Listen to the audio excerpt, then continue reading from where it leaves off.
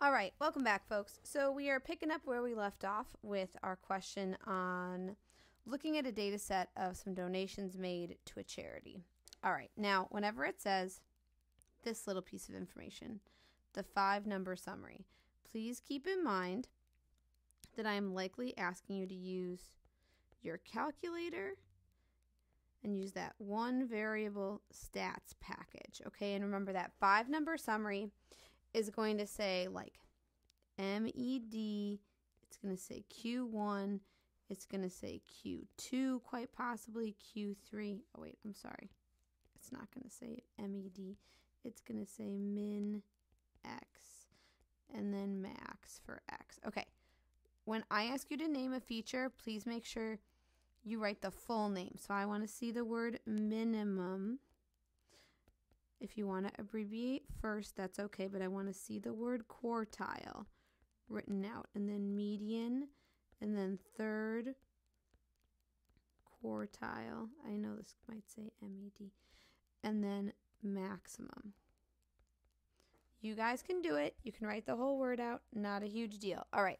So if you're living right, some of these numbers you can figure out without even using the one variable stats package. But the rest of them, you are likely going to need to type in. You don't have to.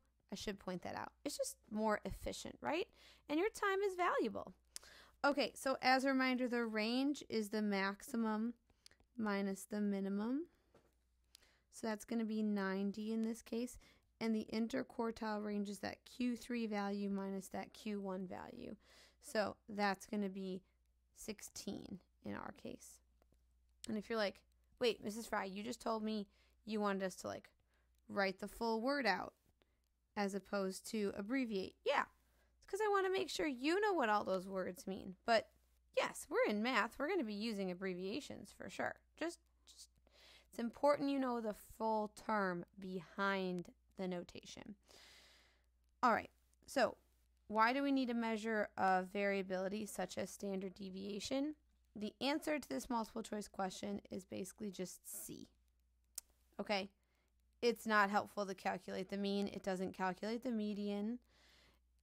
And it doesn't necessarily help you understand the maximum or the minimum. What it does is it helps you understand how far data is spread apart. That's what it does. And this is just not that's an opinion. Okay, so moving along, here are some amounts of gold coins that a pirate collected.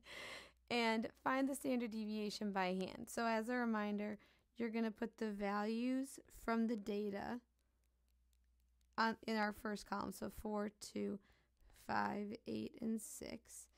And then in the middle, you're going to calculate xi, in other words, each data point, minus the mean. All right, and remember the symbol for the mean is x with the little line over it, okay?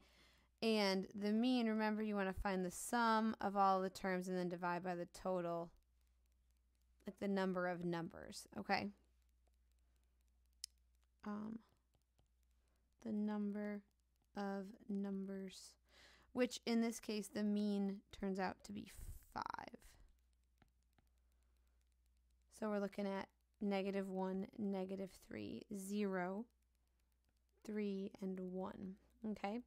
We're going to square all those numbers. So then this is the squares. So 1, 9, 0, 9, and 1. And then the last part is sort of a combo, okay? We have to take the sum divided by n minus 1. N is the number of values, by the way. So like right now, there's 5. And then we need to take the square root of all that. So in this situation, that would be the square root of 20 over 4, which is approximately this number that I'm going to write up here, 2.236, okay? Change one value in the number of gold coins data so the standard deviation gets smaller, okay? So what we would want to do is change one of the numbers, really the biggest number, so that the data is closer together. So I'm going to pick the 8 because that's the biggest value, the one that's most different from the rest of them. And I'm just going to make it another 5.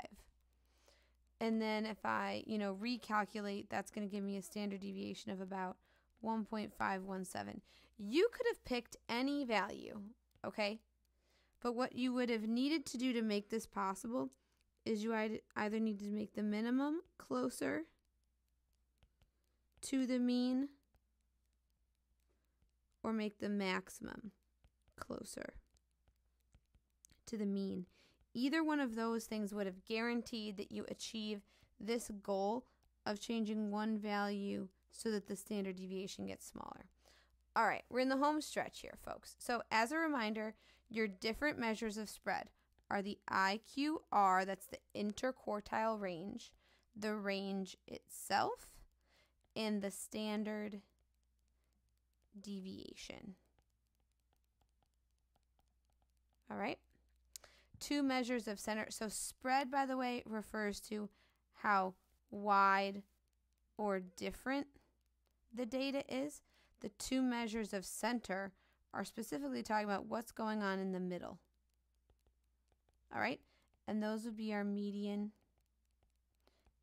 and our mean.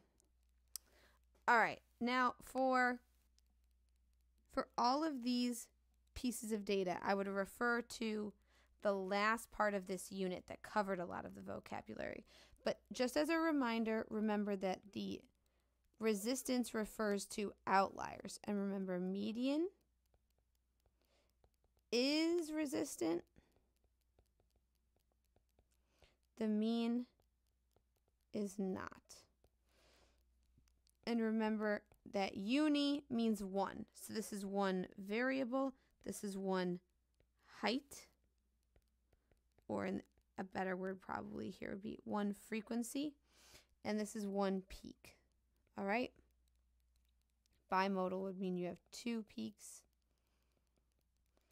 And then we already talked about an outlier. That's on the first one. And then variance is like how far you are from the mean. Okay? I wouldn't worry too much about this one until later. Okay? And then skewed, remember, that's just the direction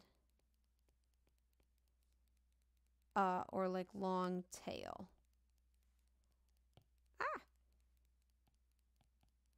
Like when that direction that like trails off. Okay. All right. I feel pretty confident you guys can make a bar graph. So I'm not going to go through this one. I will just remind you that you want to make sure you have equal spacing and clearly label all aspects of your bar graph. Okay? And that's it, folks. Happy studying. All right? And yeah, that's all. Have a good one, and thanks for listening.